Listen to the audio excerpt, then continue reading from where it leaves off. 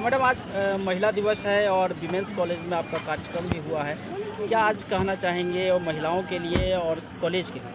सबसे पहले तो अंतर्राष्ट्रीय महिला दिवस की सभी को शुभकामनाएं। सिर्फ महिलाओं को ही नहीं, सभी को शुभकामनाएं। बहुत बड़ा दिन है ये, और ये दिन एक ऐसा दिन है जहाँ पे हम लोग सही में जो शक्ति है, जो शिव शक्ति का हम लोग पूजा करते हैं, उसमें शक्ति का हम लोग सम्मान कर सकें, और शक्ति की हम लोग जिस शक्ति की पूजा करते हैं वो शक्ति के अधिकार के लिए हम लोग लड़ सकें। ये एक ऐसा दिन है जिसमें सभी लोग जो है वो नारी सम्मान की बात करते हैं, पर सिर्फ एक दिन के लिए नारी सम्मान मनाने से नहीं होगा। हर दिन लोगों को नारी का सम्मान करना है। नारी जो सृष्टि है उसको बनाने वाली हैं। आज समस्तीपुर में हम यहाँ आए हैं, समस्तीपुर विमेंस कॉलेज में, और यहाँ की प्राचार्य सुनीता सिन्हा जी के द्वारा यहाँ जो कार्यक्रम किया गया था बहुत अच्छा लगा। यहाँ के बच्चों से मिलके बहुत अच्छा लगा। यहाँ पे जितनी भी बच्चियाँ हैं वो बहुत उत्साहित थीं, और एक जो आँख में उमंग होता है ना वो था उनके, तो वो देख के बहुत अच्छा लगा।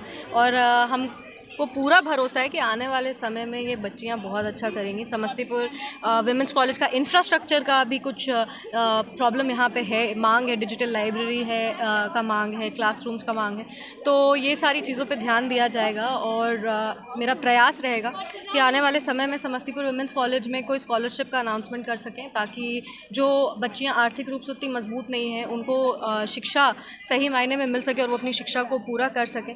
और इसी के साथ आप सभी को अंतर्राष्ट्रीय महिला दिवस की बहुत बहुत शुभकामनाएं। अपनी माताएं, अपनी पत्नी, अपनी बेटी, अपनी बहू के सम्मान में खड़े रहिए। आपकी शक्ति का पूजा व्यर्थ है अगर आपकी बेटी या बहू के आंख में आंसू है तो।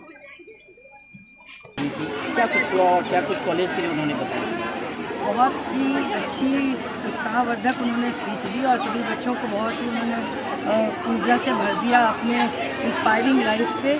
और जितनी भी चीज़ें हम लोगों ने कही उनको उन्होंने बहुत ध्यान से सुना, और उन्होंने कहा है कि हमारी लाइब्रेरी का डिजिटाइजेशन कराएंगे, जो हम लोगों के लिए बहुत बड़ी बात है, और धीरे धीरे वो और भी कुछ जो हमारे इंफ्रास्ट्रक्चर में प्रॉब्लम्स है उसको भी वो डील करने की कोशिश करेंगी।